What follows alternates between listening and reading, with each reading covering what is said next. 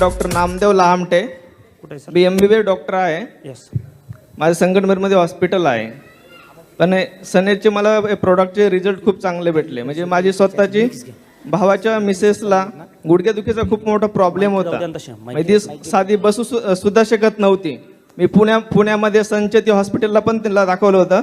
आणि इथे पुण्यामध्ये कोठारी डॉक्टर आहेत, ते अमेरिकेला असतात. त्यांची अपॉइंटमेंट सुद्धा भेटत नाही. एक महिना अपॉइंटमेंट घ्यावं लागते. त्यांची पण अपॉइंटमेंट घेतली, त्यांची ट्रीटमेंट पण घेतली, तरी तिला फरक वगैरे काही वाटत नव्हता. पण नंतर मी सनेचंच प्रोडक्ट वगैरे घेतले. त्याच्यानंतर तिला एवढं 20 दिवसात मला रिझल्ट भेटला. म्हणजे ती अक्षरशः मांडी वगैरे सुद्धा घालायला लागली. आणि तिला आता दम सुद्धा लागत नाही. म्हणजे चालताना तिला थोडं जरी चाललं तरी दम लागत होतं. म्हणजे असं एकदम लगेच पायाला पेन वगैरे व्हायचं.